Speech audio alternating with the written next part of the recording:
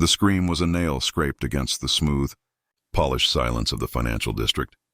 It wasn't loud, not in the grand scheme of city noise, but its raw, desperate pitch cut through the evening air like shattered glass. It was the sound of a child's world breaking. "Please, somebody help my mom."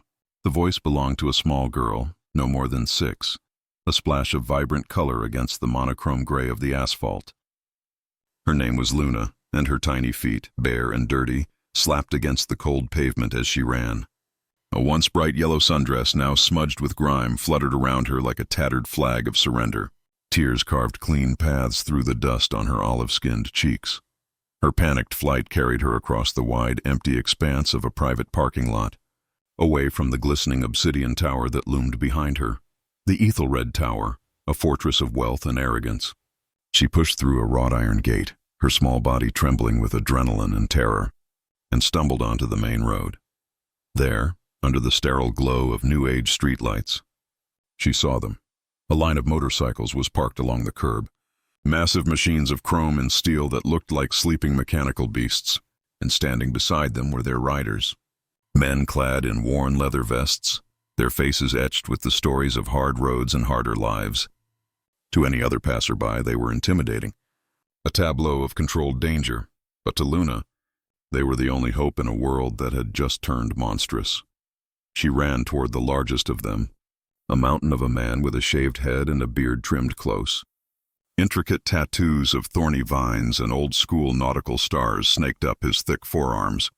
His name was Jack's Knight Rider, and he was the president of the Ironwood Guardians, a motorcycle club known more for their strict code and community work than for trouble. Luna didn't stop until she collided with his leather-clad leg, her small fists clutching the rough material. "Please," she sobbed, her voice hitching, her entire body shaking. "The rich man, the one in the glass castle. He's hurting my mama. He's beating her. Please, you have to help." Jack slowly removed his helmet, his movements deliberate, his dark eyes shifting from casual observation to deep, simmering concern. He knelt, bringing himself to her level. The world for a moment narrowed to this sobbing child and her plea. "Hey, breathe, little one," he said, his voice a low rumble, like distant thunder. It was surprisingly gentle. "Where is she?" "Point." Luna turned, a trembling finger extending back toward the monolithic Ethelred Tower. "In there." The big room with the shiny floors. "Please hurry!" Jax's jaw tightened, a muscle twitching beneath the skin. He looked from Luna's terrified face to the cold, gleaming tower, and something in his eyes hardened into cold, flinty resolve. He stood, his frame unfolding to its full, imposing height. He turned to his crew. 4 other men watched, their expressions grim. "Hawk? Rook? With me?" Jax barked, his tone leaving no room for discussion. "The rest of you stay with her. Keep her safe." He looked down at Luna one last time. "What's your name, brave girl?" Luna," she whispered. "We'll get her, Luna, I promise." In one fluid motion, he swung his leg over his custom Harley-Davidson Road King. The engine roared to life with a deafening, guttural growl that seemed to shake the very foundations of the quiet, wealthy neighborhood. It wasn't just the sound of an engine. It was the sound of a storm coming. But before that storm reached the tower, before the engines shattered the silence within, the day had begun like any other for Isabella Bella Reyes. The Ethelred Tower was Bella's entire world, yet she was invisible in it. A 42-year-old widow of Mexican-American heritage, she worked as the lead custodian, her life a silent ballet of mopping, dusting, and polishing. Her back carried a permanent ache, a souvenir from years of bending over marble floors. Her hands were rough and cracked from industrial-grade cleaners, but she kept her uniform, a simple navy blue set, immaculate. Her dark hair was always pulled back in a neat, graying bun. Everything she did was for Luna. After her husband, Marco, was killed in a warehouse fire years ago, the fight had gone out of her world, replaced by a quiet, grinding determination. This tower wasn't just her workplace. It was the battlefield where she fought for their survival, for their next meal, for the roof over their heads. In the small, windowless custodial office tucked away in the building's underbelly, Luna sat on a folded moving blanket, coloring with a set of broken crayons. "Mummy, look," she said, holding up a drawing. "It's our building, but I made the windows smile, Bella looked up from inventorying cleaning supplies, a weary but genuine smile touching her lips. It's beautiful, mija. Maybe one day you'll design a building even better than this one, Luna giggled. And you won't have to clean it. You'll be the boss and you'll sit in a big, soft chair. The words, so full of innocent hope, were a dagger to Bella's heart. She turned away, pretending to reorganize the already neat shelves. "Sí, mi amor," she whispered. One day, just after 7 p.m., her work phone buzzed. The name on the screen made her blood run cold. Kalis Ethelred.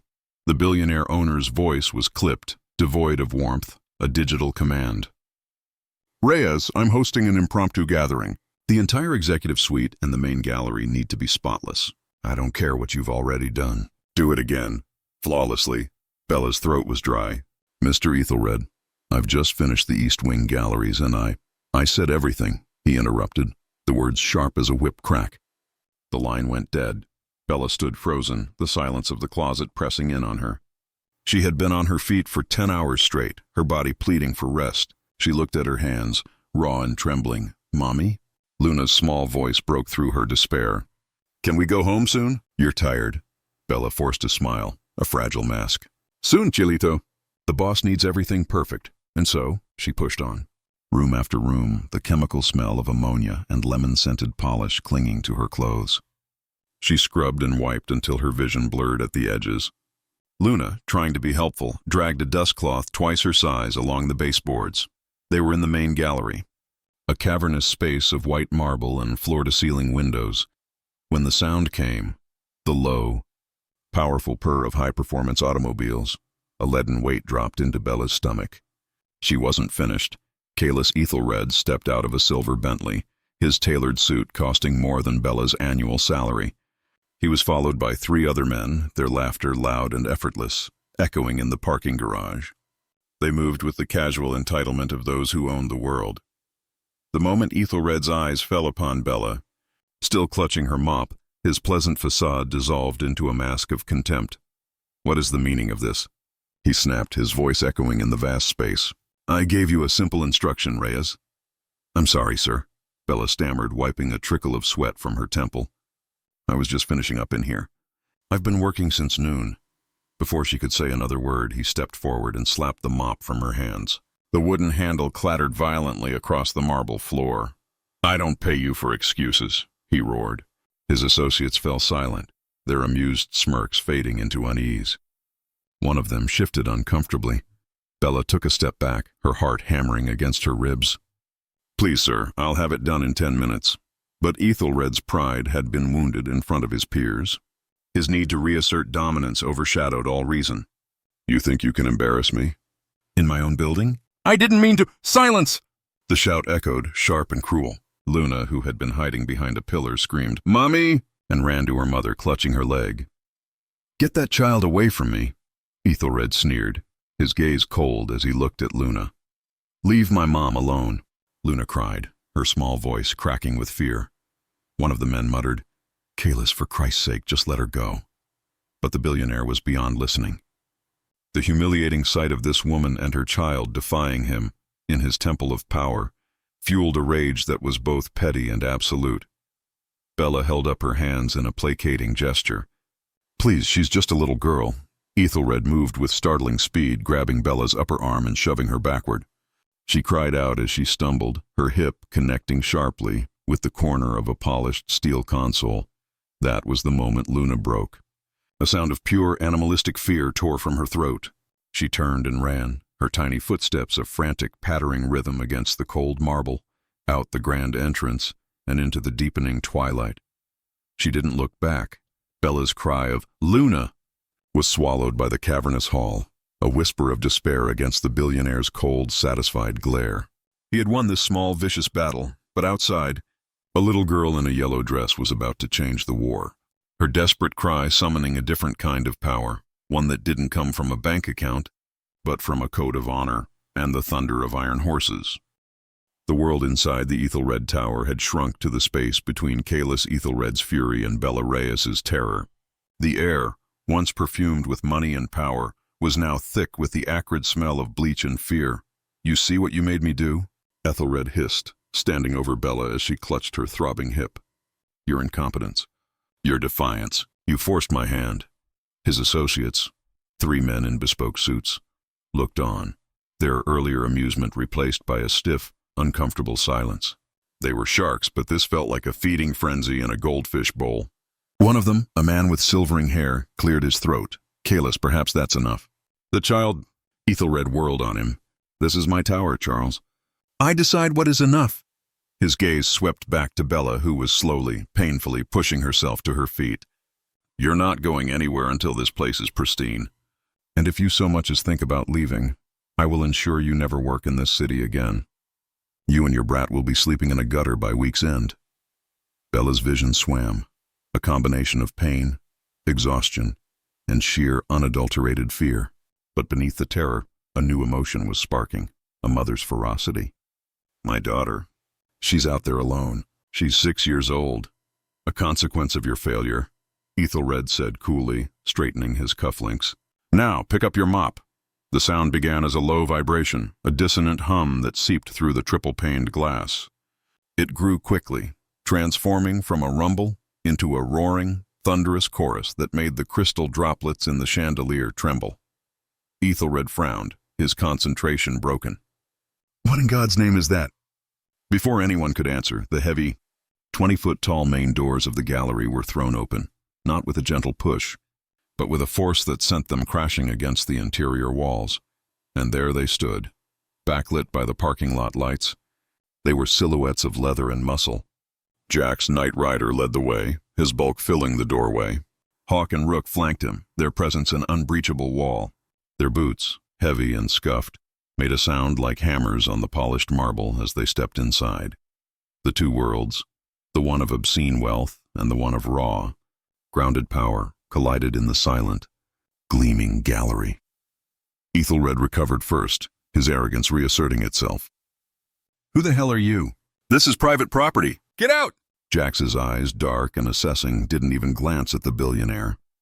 They scanned the room, taking in the scene with brutal efficiency, the overturned mop bucket, the water slowly spreading across the floor, the trembling woman holding her side, the 3 suited men frozen like statues, and the red-faced tyrant at the center of it all. His gaze finally settled on Ethelred. "You the one who put his hands on her?" Jax's voice was low, a controlled calm that was more terrifying than any shout. "I am Kalis Ethelred. I own this building and everything in it. You are trespassing, and I will have you arrested." Jax took a step forward, his men mirroring him. The click of their boot heels was definitive. "I asked you a question." The silver-haired associate Charles found his voice.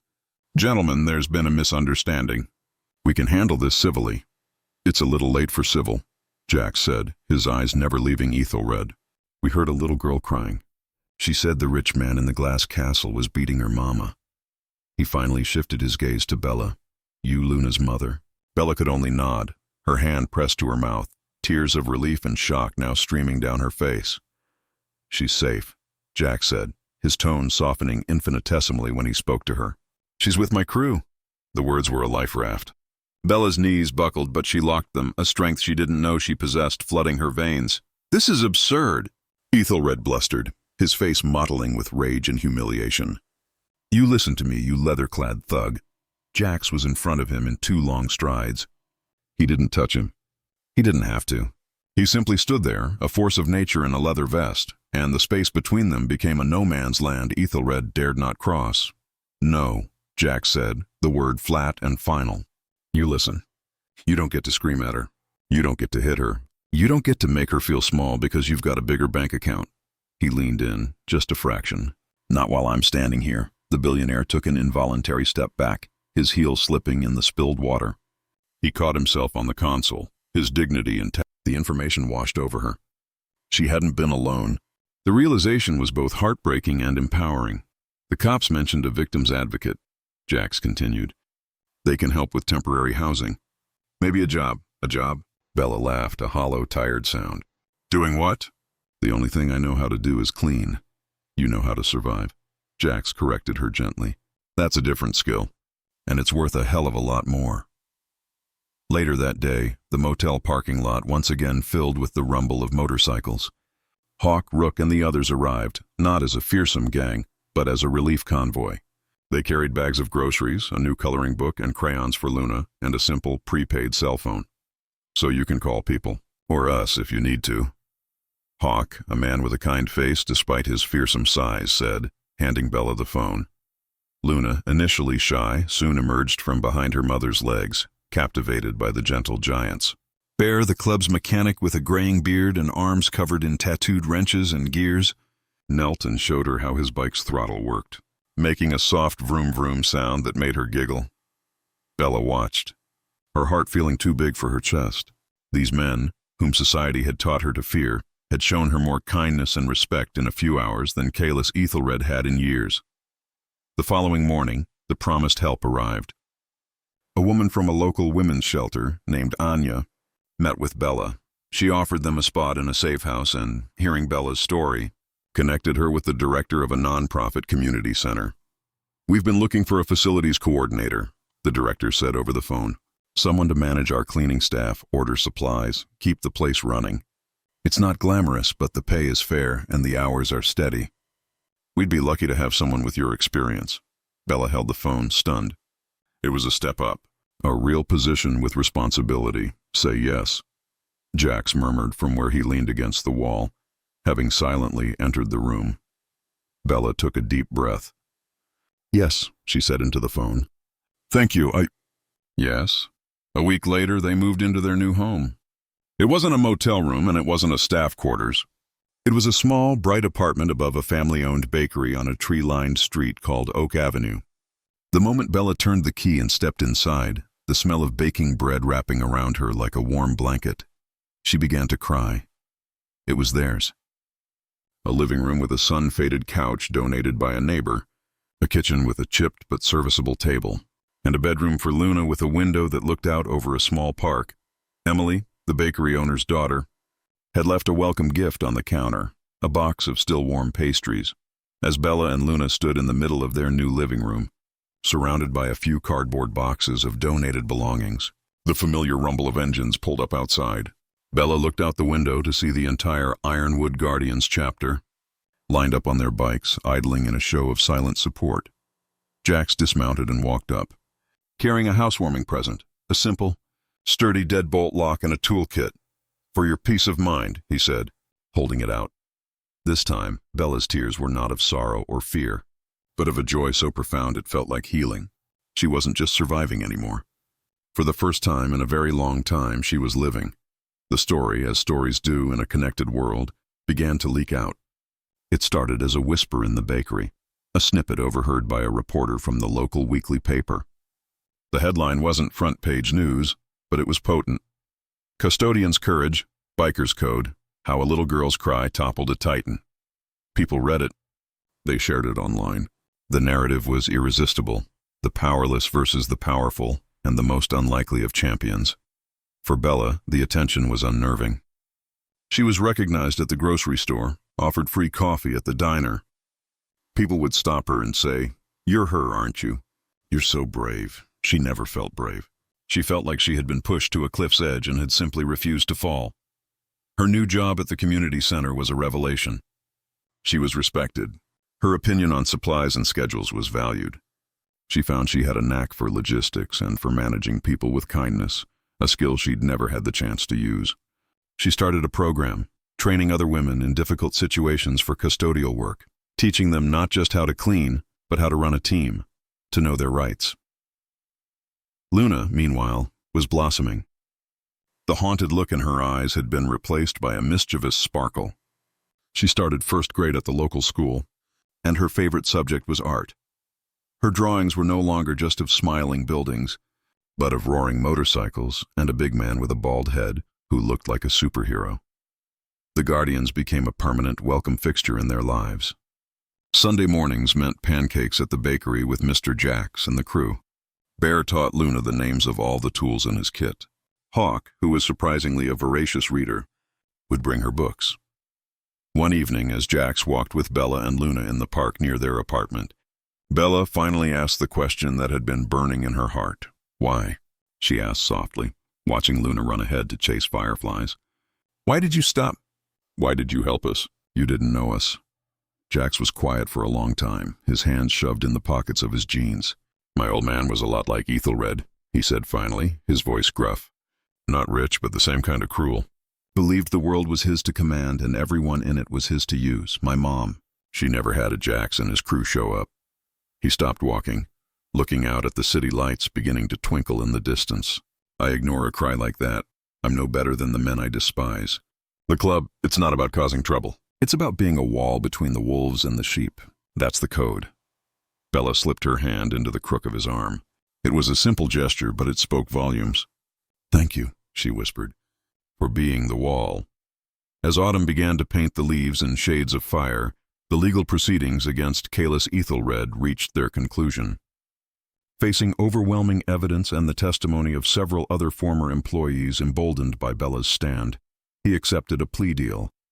He was sentenced to community service, hefty fines, and was forced to resign from the board of his own company. His empire of arrogance was dismantled, brick by legal brick. The day the verdict was read, Bella didn't feel vindication. She felt a quiet, profound closure. The chapter was finally, definitively, closed. That night, the Guardians threw a small, quiet party at the clubhouse, a converted garage on the edge of town. It wasn't a raucous affair, but a gathering of family. Luna, buzzing on soda, presented Jax with her masterpiece, a detailed crayon drawing of all of them together in the park. At the bottom, she had written in her best handwriting, "My family." Jax took it, his usual gruff demeanor softening. He looked at the drawing for a long time, then carefully folded it and tucked it into the inner pocket of his vest, right over his heart. "This one stays with me," he said, his voice thick with an emotion he wouldn't name. Luna beamed. "Forever?" Jax met Bella's eyes over the top of Luna's head. A silent understanding passed between them, a bond forged in fire and sealed in simple, unwavering loyalty. "Yeah, kid," he said, ruffling her hair. "Forever." Winter came gently to Oak Avenue. For Bella Reyes, the first frost on her window pane was not a thing of dread, but of beauty. It meant a warm apartment, a stocked pantry, and a daughter sleeping safely in the next room. She had been promoted at the community center, now overseeing all facility operations for 3 locations. She had her own office, a small one, with a window. On her desk sat a framed photo of her and Luna, and next to it, one of Luna standing proudly between Jax and Bear, a giant motorcycle on either side. The story of the custodian and the bikers had faded from the headlines, but its echo had created a ripple effect. The community center received a surge in donations. Local businesses, inspired by the tale, started their own outreach programs. The city felt different, kinder, more connected. One Saturday, a familiar rumble announced the arrival of the Guardians. Luna, now 7, was at the door in a flash. "Mr. Jax." "Mr. Bear, we made churros." The clubhouse was filled with the sound of laughter and the smell of coffee and cinnamon. Bella watched from the kitchen doorway, her heart full. Jax was showing Luna how to play a chord on his old beat-up acoustic guitar, his large, calloused hands looking impossibly gentle on the instrument. Later, as the sun set, casting long blue shadows across the park, the 3 of them took their usual walk. Luna ran ahead, chasing the last of the light, her laughter ringing like bells in the crisp air. "She's got your smile," Jax said, his breath misting in the cold. "She's got your courage," Bella replied. He shook his head. "Nah, she had that all on her own. We just showed up late." They reached their favorite bench and sat, watching Luna try to catch falling leaves. The silence between them was comfortable, a language they had both learned to speak. "You know," Bella said, "I used to think angels had wings and halos." Jax chuckled softly. "And now?" "Now I know they sometimes have tattoos and ride Harley Davidsons." He looked at her, the last of the sunset catching in his dark eyes. He didn't say anything. He didn't have to. Luna ran back, her cheeks flushed with the cold, and climbed onto the bench between them, tucking herself under Jax's arm and holding her mother's hand. "I'm warm," she declared happily. Jax reached into his vest and pulled out the 2 drawings Luna had given him, the first one of the motorcycles and the family portrait. He handed them to Bella. "I think these belong with you," he said quietly. Bella frowned, taking them. "But you said you'd keep them forever." "I will," he said. "Right here." He tapped his chest over his heart. "But the paper should be with you." "Where they started," Bella understood. It was his way of saying that his promise was etched into his very being, no longer needing a physical token. She held the drawings to her own heart, tears of gratitude glistening in her eyes. As the stars began to pierce the velvet sky, Jack stood to leave. The roar of his engine starting was a familiar, comforting sound now, a lullaby of protection. Bella watched his taillight disappear around the corner, a single red star in the darkness. Luna, half asleep, mumbled, "I love you, Mommy." Bella held her daughter close, the drawing safe in her hand. "I love you too, mi vida." She looked out at the quiet, peaceful street, at the warm light spilling from the bakery window, at the world that had once been so cruel and was now so full of grace. The little girl's cry had been a seed of despair, planted in concrete. But against all odds it had taken root. It had cracked the foundation of a tyrant's tower and grown into something strong, something beautiful, something that proved that in a world that often felt cold, kindness still rode on two wheels, and angels sometimes wore leather.